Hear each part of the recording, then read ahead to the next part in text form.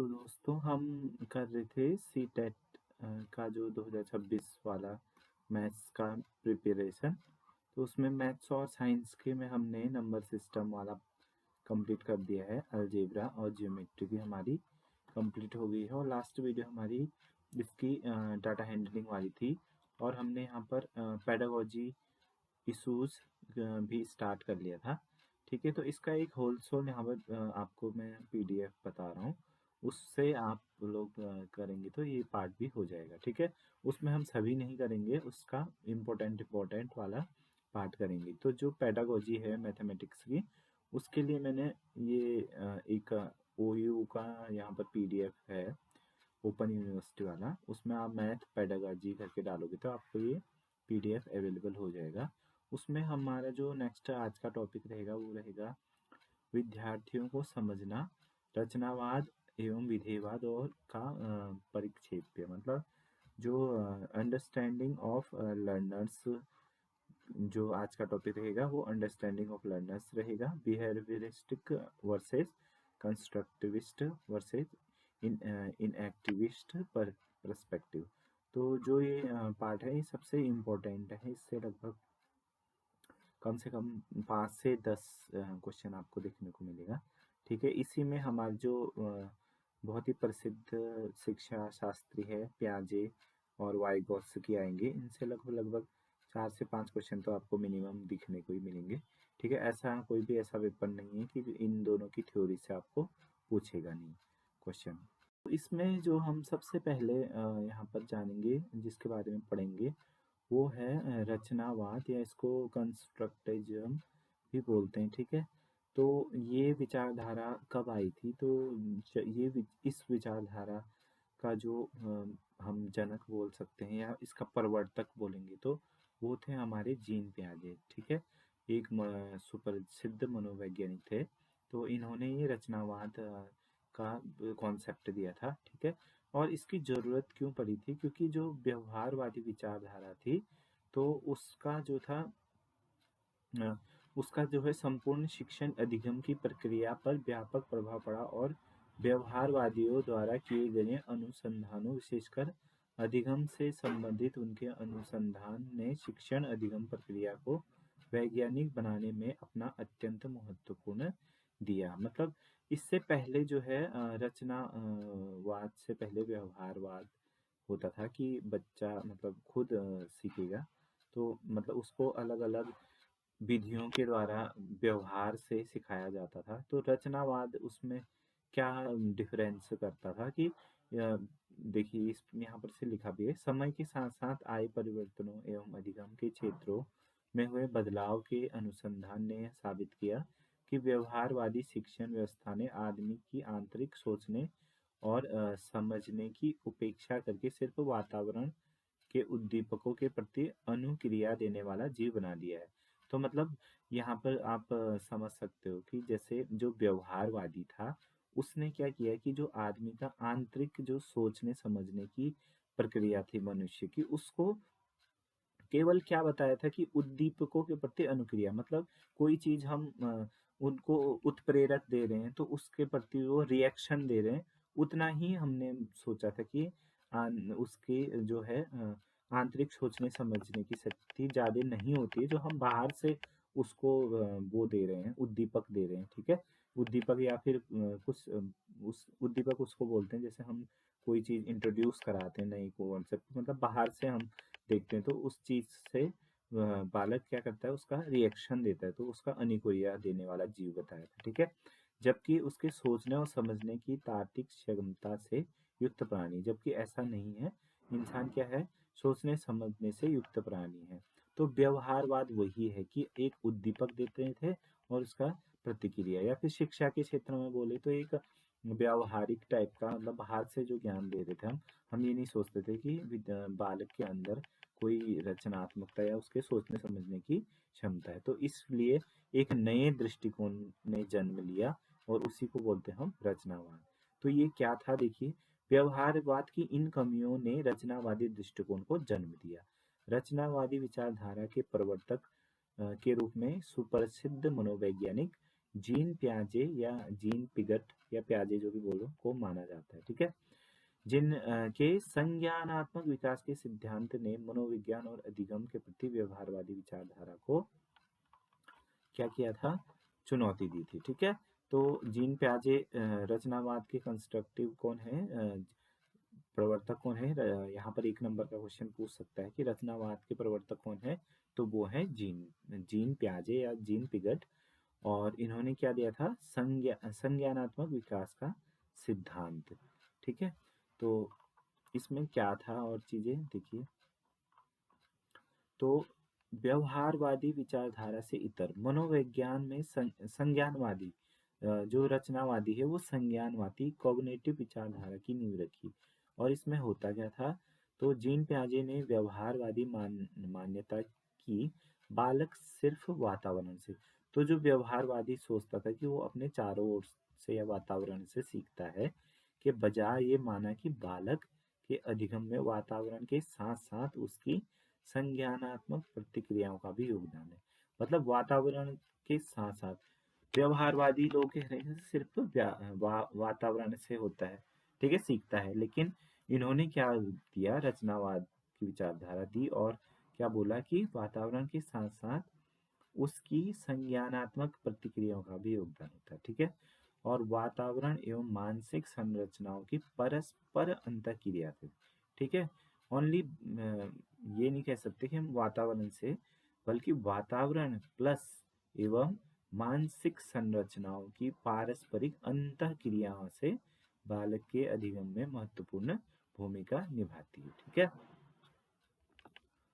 रचनावाद क्या करता है, रचनावाद जो परिक्षेप्य छेय है या कॉन्सेप्ट है, अधिगम की प्रक्रिया के केंद्र में बालक को रखता है। ठीक है, तो उसका संज्ञानात्मक विकास बालक के वातावरण और उसके मानसिक संरचनाओं को के परस्पर अंतःक्रिया कहता है, तो ये बालक को क्या करता है, केंद्र में रखता है। ठीक है, इसके अनुसार अधिगम की प्रक्रिया में शिक्षक की भूमिका केवल सुगमकर्ता के रूप में होता है। ये भी प्रश्न आता है कि रचनावादी विचारधारा के अनुसार शिक्षक की भूमिका क्या है, तो उसमें अलग अलग ऑप्शन आएंगे। तो वहां पर एक ऑप्शन होगा कि सुगमकर्ता, फैसिलिटेटर भी बोल सकते हैं इसको, तो सुगमकर्ता के रूप में होता है। ठीक है, तो ये ध्यान दीजिएगा, 1 नंबर का प्रश्न जरूर आता है। ठीक है, तो ये तो पहले हमारे मनोवैज्ञानिक थे रचनावाद के। दूसरा यहाँ पर जो हमारे रचनावादी मनोवैज्ञानिक है, बाद में महत्वपूर्ण रचना मनोवैज्ञानिक लेव वाइगोत्स्की, जो दूसरे हमारे यहाँ पर मनोवैज्ञानिक है वो है लेव वाइगोत्स्की। ठीक है, इन्होंने क्या किया, इन्होंने इस मान्यता को खारिज कर दिया, किसके, जो उन्होंने बताया था कि वातावरण और मानसिक संरचनाओं, तो इन्होंने खारिज किया कि बालक सिर्फ मानसिक प्रक्रियाओं एवं वातावरण के अंतःक्रिया से सीखता है। अच्छा, तो इन्होंने क्या किया कि जिन पियाजे द्वारा जो उन्होंने डेफिनेशन दिया था कि वातावरण और मानसिक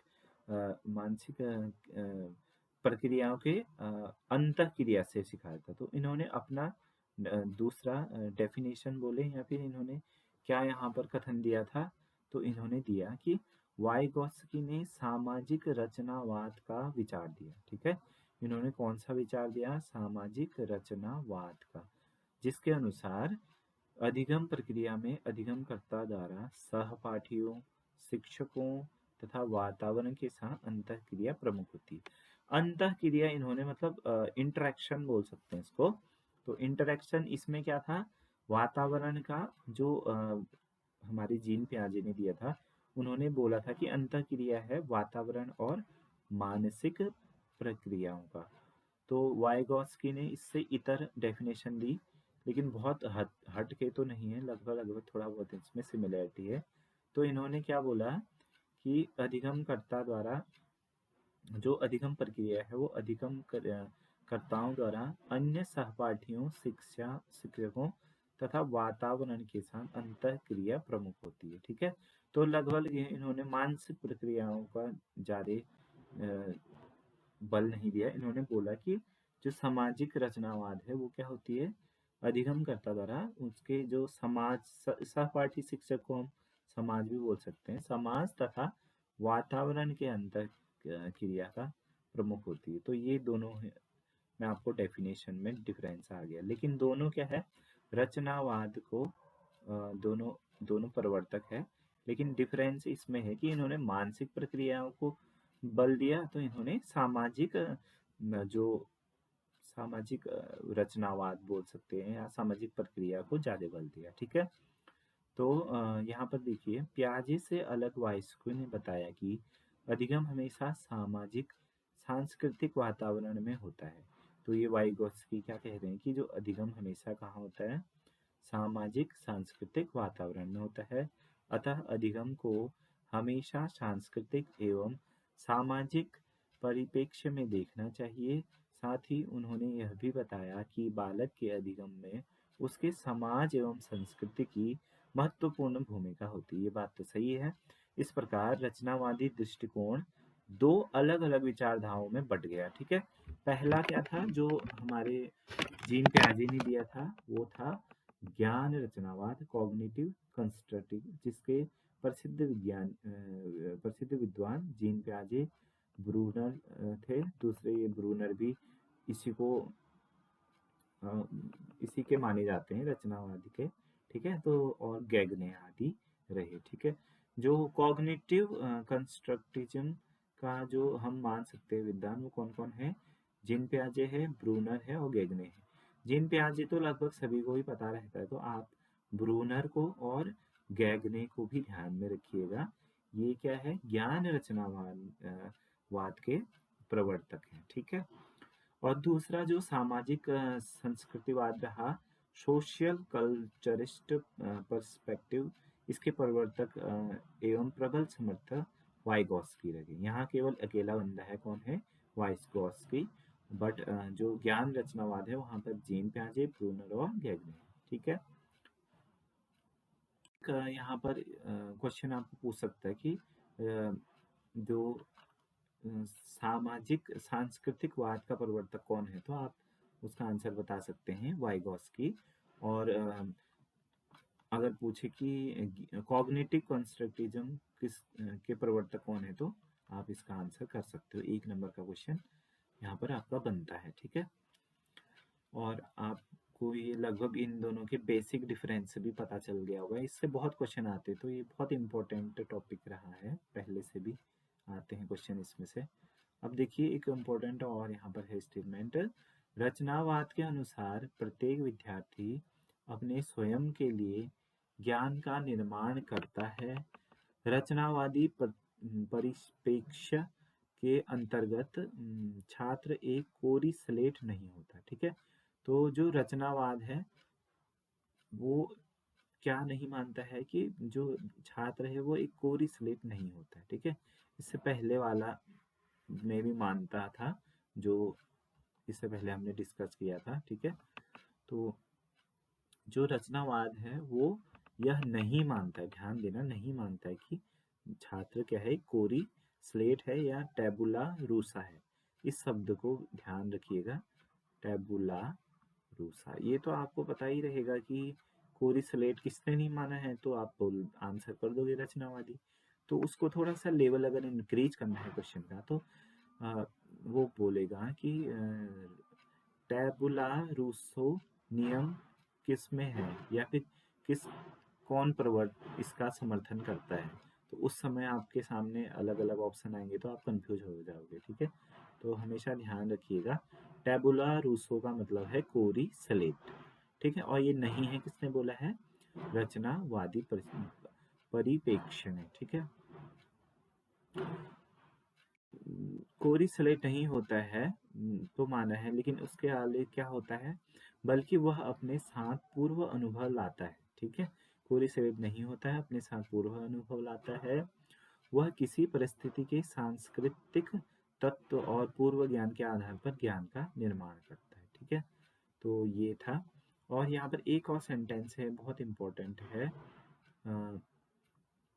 रचनावादी परिप्रेक्ष्य में शिक्षण युक्तियां गतिविधियां अधिगम प्रक्रिया पर आधारित होती है। ठीक है, अधिगम प्रक्रिया पर आधारित होती है। और दूसरा, यहाँ पर एक और है, रचनावाद परिप्रेक्ष्य का केंद्र छात्र सशक्तिकरण बोले, या स्टूडेंट चाइल्ड सेंटर भी बोल सकते हैं, स्टूडेंट सेंटर, ठीक है।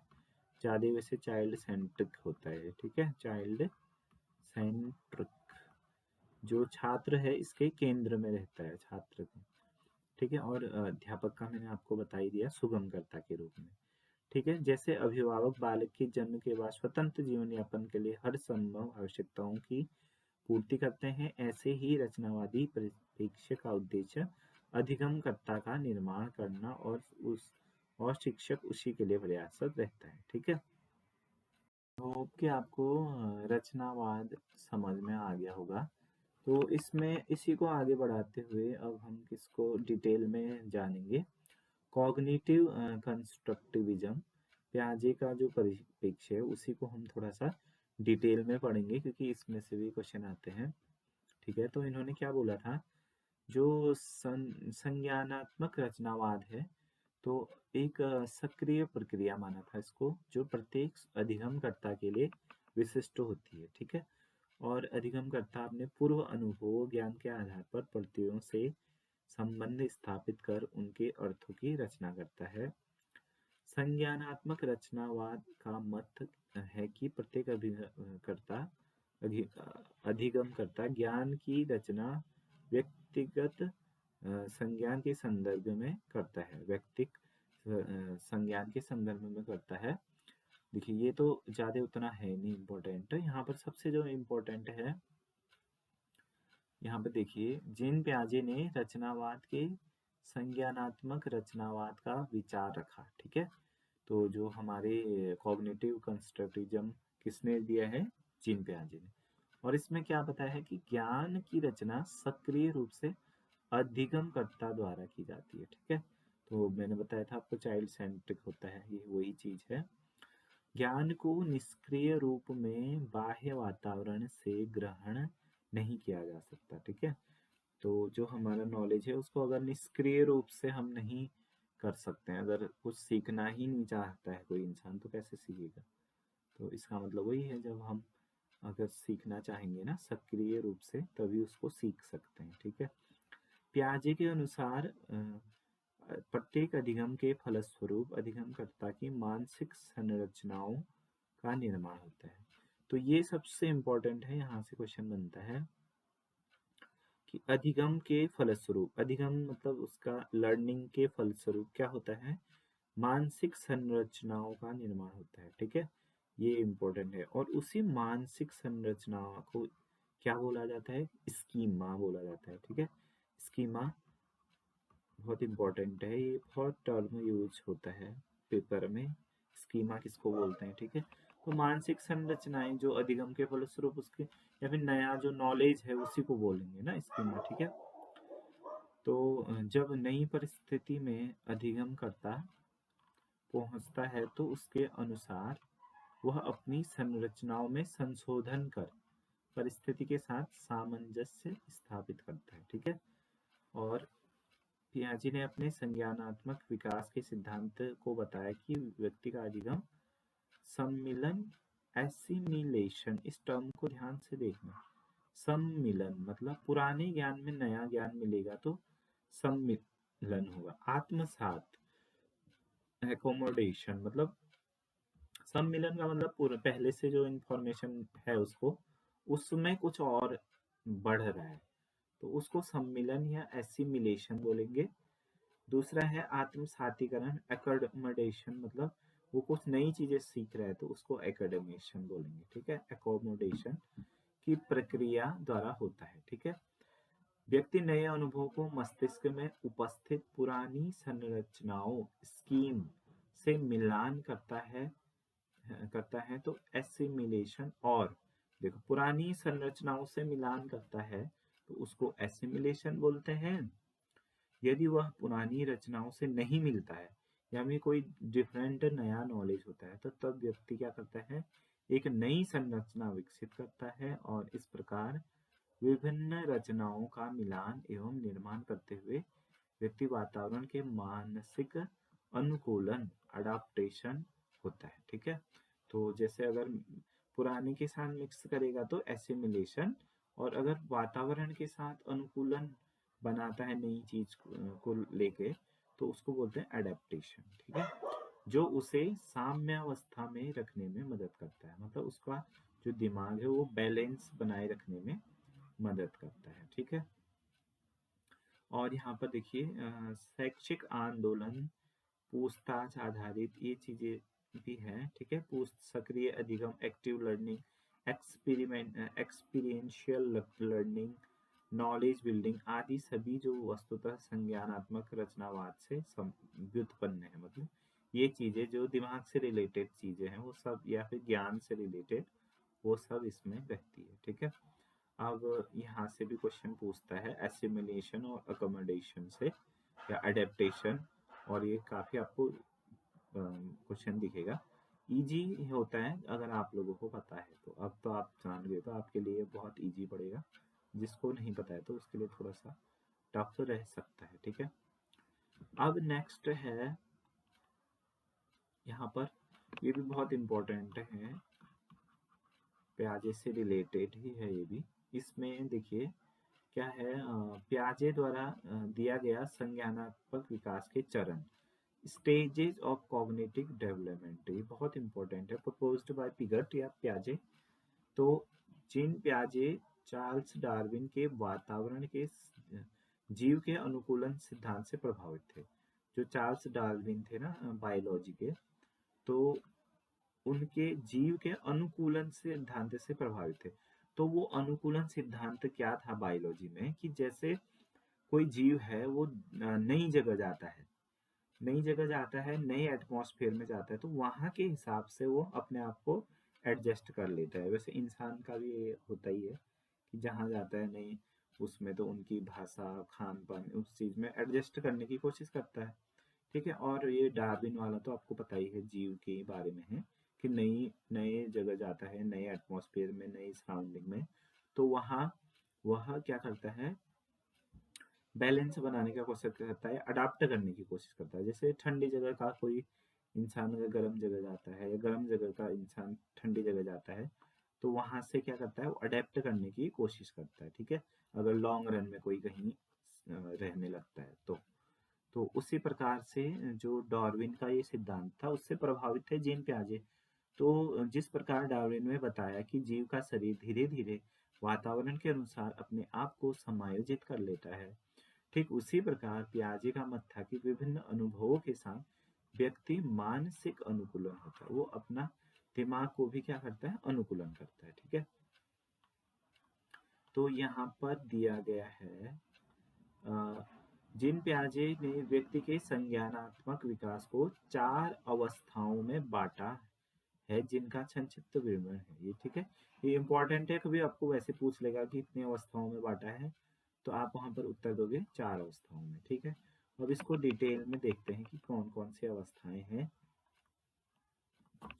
देखिए पहला जो अवस्था है उसमें आयु कितनी होगी, जन्म से लेके 2 वर्ष तक की बच्चों का जो होगा, वो कौन सी अवस्था रहेगी, वो होगी सेंसरी या मोटर, संवेदी और गमक अवस्था। कैसे, सेंस ऐसे याद रख सकते हो आपकी, जो न्यूबॉर्न बेबी होते हैं वो सेंसिटिव होते हैं, या फिर उन चीजों को, जैसे किसी चीज को पकड़ते हैं, आवाज मतलब जैसे कि कोई खिलौना दे देते हैं तो उनको पकड़ने की कोशिश करते हैं और चलने की कोशिश करते हैं, 1 से 2 वर्ष का बालक। तो इस अवस्था को हम क्या बोलेंगे, संवेदी गमक अवस्था बोलेंगे। ठीक है, यहाँ पर देखिए जन्म के समय प्रतिवर्ष वर्त क्रियाएं, रिफ्लेक्स एक्शन आ जाता है इसमें, यूज ऑफ सिंबल आ जाता है, और क्या करता है, दुनिया के बारे में एक समझ गढ़ना, और वस्तु का स्थायित्व, ऑब्जेक्ट का परमानेंस करता है। ये बहुत इंपॉर्टेंट है, ये हर पेपर में आपको दिखेगा, ऑब्जेक्ट परमानेंस वाला। ठीक है, वस्तु का स्थायित्व वाला, तो इसको ध्यान दीजिएगा। ये किसमें अवस्था आते हैं, संवेदी गमक अवस्था में, वस्तु का स्थायित्व। वैसे इन दोनों का कुछ लेना देना जैसा लग नहीं रहा है, लेकिन फिर भी आप इसको थोड़ा सा ध्यान में देख लीजिएगा। ठीक है, वस्तु का स्थायित्व, परमानेंस, ऑब्जेक्ट परमानेंस, और क्या क्या हो जाएगा, use of symbol, reflex action, अपने हिसाब से आप देख लीजिएगा। पहली अवस्था है ये, ठीक है।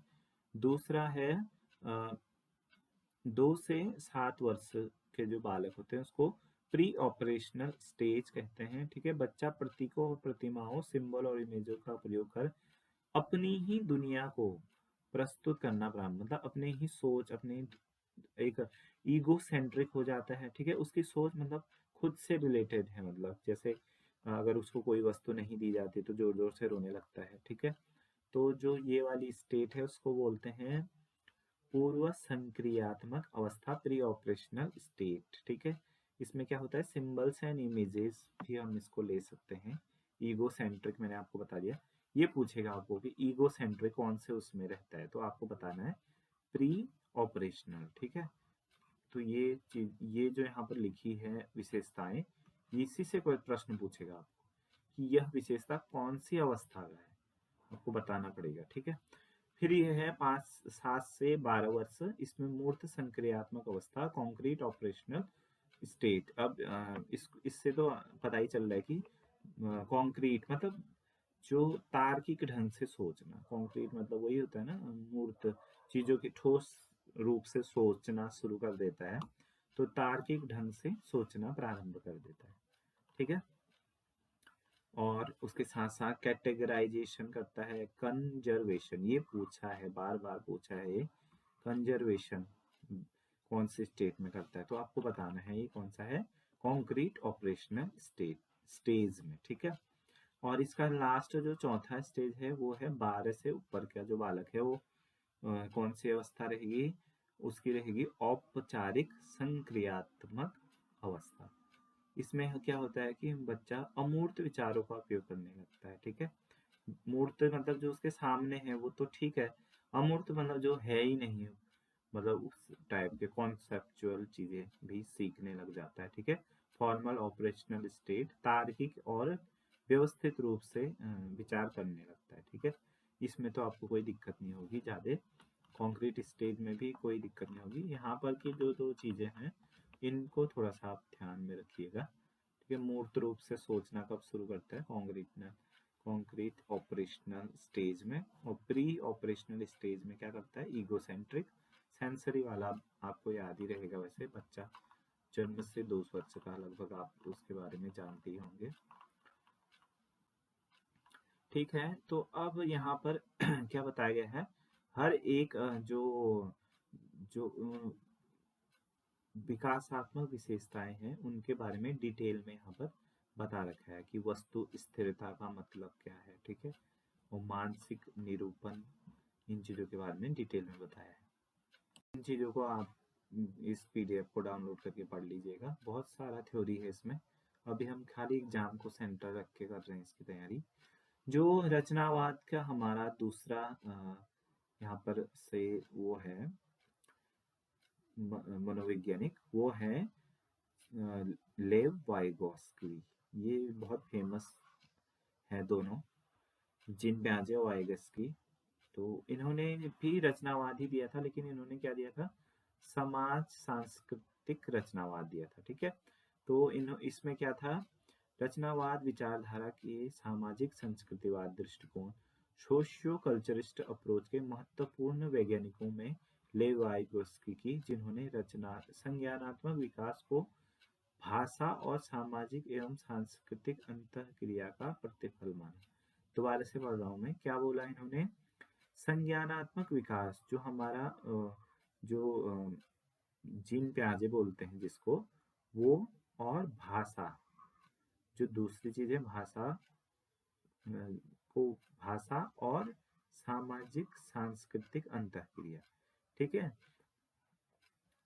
जो संज्ञानात्मक विकास, जो दिमाग का डेवलपमेंट है वो किस चीज पे है, भाषा और सामाजिक संस्कृति की अंतःक्रिया का प्रतिफल है, ये माना है हमारे लेव वॉयगस्की ने, ठीक है। इसमें लिखा भी है, संज्ञानात्मक विकास के संदर्भ में रूसी वैज्ञानिक लेव वाइगोस्की ने जीन प्याजे से अलग एक अन्य दृष्टिकोण सामने रखा, ठीक है। महत्वपूर्ण है, वाइगोस्की माना है कि बालक संज्ञानात्मक विकास में उसके समाज एवं संस्कृति की भी महत्वपूर्ण भूमिका होती है। जिन प्याजे ने बोला कि मानसिक संक्रियाएं, प्रक्रिया या संक्रिया जो भी है, और वातावरण के फलस्वरूप क्या होता है, अ, बालक का विकास होता है। लेकिन वाइगॉस्की क्या कह रहे हैं कि एक थोड़ा सा अलग दृष्टिकोण यहाँ पर रख रहे हैं। वो क्या बोल रहे हैं कि संज्ञानात्मक विकास में उसके समाज एवं संस्कृति की भी महत्वपूर्ण भूमिका होती है। ये नकार नहीं रहे कि दिमाग का विकास और उसके वजह से होता है, बल्कि ये अपना एक नया पर्सपेक्टिव रख रहे हैं। ठीक है, इसी वजह से वाइगॉस्की सिद्धांत को समाज सांस्कृतिक सिद्धांत, सोशियो कल्चरल थ्योरी के नाम से भी जाना जाता है। हालांकि वाइगॉस्की का यह सिद्धांत दिन पाइजे की तरह लोकप्रियता प्राप्त न कर सका, पर बढ़ते रचनावादी प्रभाव के वर्तमान शिक्षाविदों को लव वाइगॉस्की के सिद्धांत की ओर आकर्षित किया है।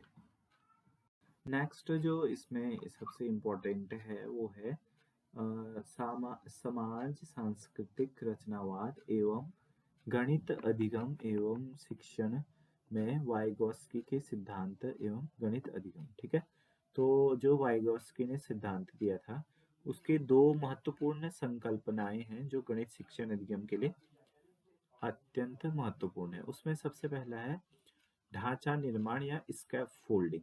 ये डायरेक्ट क्वेश्चन में आ जाता है कि स्कैफोल्डिंग किसने दिया था या किससे रिलेटेड है, तो आप सीधे बता दोगे कि वाइगॉस्की के सिद्धांत से यह रिलेटेड है। ठीक है, और कहाँ यूज होता है, तो गणित शिक्षण अधिगम। तो इसमें क्या है देखिए, एक बार डिटेल में बता देता हूँ। जैसा कि ऊपर चर्चा किया जा चुका है, ढांचा मंच निर्माण स्कैफोल्डिंग से तात्पर्य शिक्षण के दौरान शिक्षक द्वारा दिए जा रहे सहयोग के उपयुक्त समायोजन से है। ठीक है, जब शिक्षक सहयोग कर रहा होगा बच्चे का बताते समय, इसको अधिगम के समय, तो उसके समायोजन से है, उसका समायोजन करना। ठीक है, समायोजन मतलब अच्छे तरीके से आयोजन करना, वही समायोजन है। तो उसको बोलते हैं स्कैफोल्डिंग है, ताकि क्या हो सके, नया ज्ञान बच्चे की वर्तमान दक्षता में समाहित हो सके। ठीक है, जब बच्चे को इसकी कम जानकारी होती है तो आगे क्या करना है, तब उसे प्रत्यक्ष निर्देश देना। ठीक है, कार्य को छोटे छोटे भाग में बांटकर समझाना, ये भी इम्पोर्टेंट है।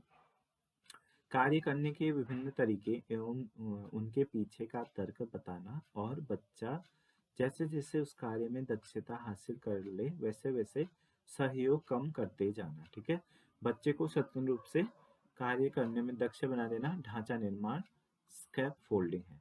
आपको अब समझ आ गया होगा कि एक बार सपोर्ट करना है उसको, फिर धीरे धीरे उस सपोर्ट को कम कर देना है, ताकि वो खुद ही उस चीज को कर सकें। ठीक है, एग्जाम्पल के लिए अगर हम देखिए, ये करते भी हैं गणित के अध्यापक, कि कोई एक्सरसाइज है मान लीजिए, उसके स्टार्टिंग के एक दो क्वेश्चन वो खुद बना लेते हैं, या फिर एक क्वेश्चन का जैसे 4 पार्ट है तो एक पार्ट वो बना देते हैं, फिर वो बोलते हैं कि आप लोग बनाएंगे। तो यही इसी को बोलते हैं स्कैफोल्डिंग। ठीक है, कि उनको मदद करना, फिर उनको खुद करने के लिए प्रेरित करना, और उनको कॉन्फिडेंट इनफ बनाना कि वो क्वेश्चन वो लोग कर सकते हैं। ठीक है, इसी को बोलते हैं स्कैफोल्डिंग। ठीक है, अगर देखा जाए तो गणित शिक्षण वस्तुतः सर्वाधिक ढांचा निर्माण स्कैफोल्डिंग पर आधारित है। विभिन्न गणितीय समस्याओं के समाधान के दौरान अक्सर एक शिक्षक को ढांचा निर्माण स्कैफोल्डिंग की सहायता लेनी पड़ती है। ठीक है,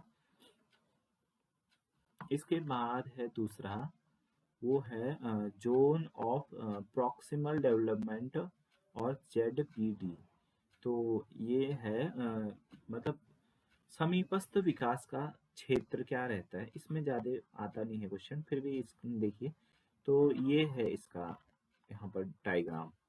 तो समीपस्थ विकास का सिद्धांत क्या बोलता है कि जैसे यहाँ पर है दिया गया है, जो लर्नर कर सकता है वो इतना जोन है। ठीक है, उसके बाद का जो जोन दिया गया है वो कौन सा है, zone of proximal development learner can do with guidance, मतलब वो टीचर की सहायता से कर सकता, ये वो खुद कर सकता है जोन। ठीक है, इजी वाले टाइप का बोल सकते हैं हम इसको। यह वाला जोन जो है वो है लर्नर के सहायता से करने वाला, और सबसे अंदर है लर्नर कैन डू अनएडेड। ठीक है, लर्नर कर सकता है ये वाला जोन, सॉरी यहाँ पर कैन नॉट था ना, तो ये बाहर की ओर होगा, ठीक है। मैंने थोड़ा सा मिस्टेक कर दिया बताते समय। ये वाला है लर्नर जो कर सकता है, ठीक है, ये वाला जोन। उसके बाद वाला है जो लर्नर कर सकता है लेकिन उसमें किसके गाइडेंस होती है, टीचर या फिर कोई भी उसके सहायता की आवश्यकता होती है। और ये जो बाहर वाला है ये अंदर से बाहर की ओर है, तो ये टफेस्ट होता है, ये लर्नर नहीं करता है, ठीक है। तो ये रहता है जो जोन ऑफ प्रॉक्सिमल डेवलपमेंट, जो इस प्रकार से डेवलपमेंट होता है, ठीक है। ये इतना इम्पोर्टेंट नहीं है बट फिर भी मैंने आपको बता दिया। मोर इम्पोर्टेंट आपको वही है, स्कैप होल्डिंग से पूछेगा पूछेगा तो क्वेश्चन, फिर भी आई होप आपको ये समझ में आ गया होगा। जो आज का हमारा लास्ट यहाँ पर पॉइंट है वो है विधेयवाद, इनएक्टिविज्म। मतलब इसको हम बोलते हैं कि जैसे एक छात्र उस उसको अगर हमें अधिगम करवाना है क्लास में तो हमें उसका अटेंशन या फिर उसको एक्टिव रखना पड़ेगा, वही विधेयवाद है, ठीक है। तो इसमें बारे में देखते हैं। विधेयवाद अपेक्षाकृत नवीन उपागम है, एक सजीव कार्यतर तंत्र है जो अंतविहीन रूप में निर्माण करता है। मतलब इसको एक जो हमारा बालक है जो सीख रहा है उसको सजीव के रूप में ट्रीट करना करना ही क्या बोलते हैं, विधेयवाद बोल कहा जाता है, ठीक है।